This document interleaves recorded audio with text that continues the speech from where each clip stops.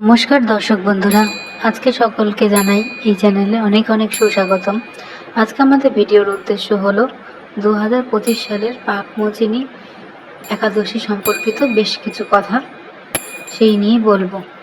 এই একাদশীটি ঠিক কী, তার আধ্যাত্মিক তাৎপর্য কী, তার তারিখ, সময়সূচি সব তো আগের একটি ভিডিওতে আপনাদেরকে জানিয়েছি। সেই সম্পর্কিত কিছু জানার থাকলে আপনারা সেই ভিডিওটি দেখতে পারেন। তবে এই ভিডিওতে আপনাদেরকে জানাবো পাপমোচনী একাদশী ব্রতের সাথে যুক্ত কিছু আচার নিয়মকানুনের কথা।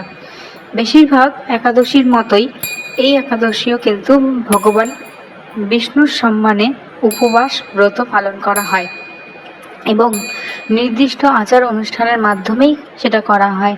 ব্রত সাধারণত একাদশীর আগের দিন দশমীতে, দশম চন্দ্র তিথিতে শুরু হয়ে যায়।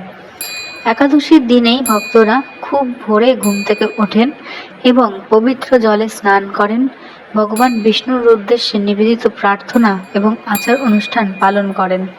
পাপমোচনী একাদশীর ব্রতের একটি গুরুত্বপূর্ণ অংশ হল উপবাস।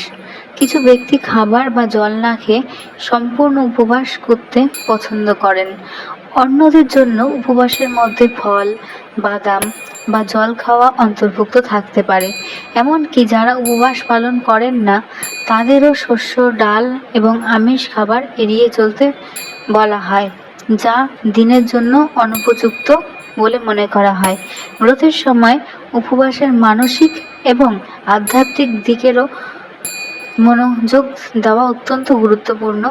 ভক্তরা রাগ, ঈর্ষা, লোভের মতো নেতিবাচক আবেশ বা আবেগ থেকে বিরত থাকেন এবং মিথ্যে কথা বলা এবং অন্যান্যদের সমালোচনা করাও কিন্তু এই দিন এড়িয়ে চলা উচিত। এই কর্মগুলি মন এবং শরীর এবং আত্মাকে পবিত্র করতে এবং ভগবান বিষ্ণুর ঐশ্বরিক শক্তির নিকটবর্তী হতে সাহায্য করে। এবার জেনে নেওয়া যাক এই উপবাস ভাঙার রীতি, মানে পারণ রীতিটা কি। ঐতিহ্যগতভাবে একাদশীর পরের দিন সূর্যোদয়ের পর শুভ পারণযোগ দ্বাদশীতে উপবাস ভঙ্গ করা হয়। নির্ধারিত পারণ সময়ের বাইরে অথবা হরিভাষার সময় উপবাস ভাঙা অশুভ বলে মনে করা হয়। অতএব উপবাস ভাঙার সবচেয়ে অনুকূল সময় হল প্রত্যাহকাল, ভোরের প্রথমার্ধ। এটি সম্ভব না হলে তাহলে মধ্যাহ্ন এর পরে উপবাস ভাঙা পরবর্তী সর্বোত্তম বিকল্প। পাপমোচনী একাদশী ব্রত পালনের দুটি সাধারণ উপায় রয়েছে।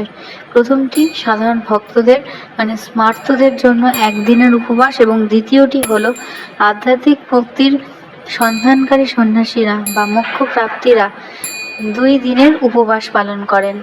এই একাদশীর উপবাসের পদ্ধতি এবার জানা যাক। এই একাদশীর আগের দিন সন্ধ্যায় শুরু হয়।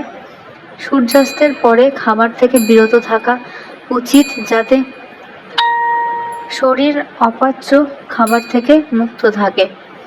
ভক্তদের একাদশীর দিন তাড়াতাড়ি ঘুম থেকে উঠে স্নান করতে হয় এবং ভগবান বিষ্ণুর কাছে প্রার্থনা করতে হয়। বিষ্ণু মন্দিরে গিয়ে বিষ্ণু সহস্রনাম, ভগবদ্গীতা পাঠ এবং সেটা শোনা, বিষ্ণু মন্ত্রের মতো পবিত্র গ্রন্থ পাঠ করা এই দিনের জন্য বিশেষ উপকারী। দ্বাদশীর সকালে স্নানের পর ভক্তরা আবার ভগবান বিষ্ণুর পূজা করেন এবং নির্ধারিত পালন সময় উপবাস ভাঙেন। ব্যক্তিগত স্বাস্থ্য এবং পরিস্থিতির ওপর নির্ভর করে উপবাসের ধরন ভিন্ন হতে পারে। স্বাস্থ্যগত কারণে যদি পূর্ণ উপবাস সম্ভব না হয় তাহলে ব্যক্তিরা একবার খাবার খেতে পারেন অথবা ফল, শাকসবজি, বাদাম, দুধের মতো অনুমোদিত খাবার গ্রহণ করতে পারেন। অনুমোদিত খাবারগুলো ঠিক কী সেগুলো দেখে নিই। তাজা এবং শুকনো ফল, আলু এবং মিষ্টি আলুর মতো সবজি, বাদাম, দুধ, নারকেল, উদ্ভিজ্জ তেল, বাজরার আটা, শিলা লবণ, চিনি, আদা। এড়িয়ে চলার মতো খাবারগুলো কি সেগুলো দেখে নিই।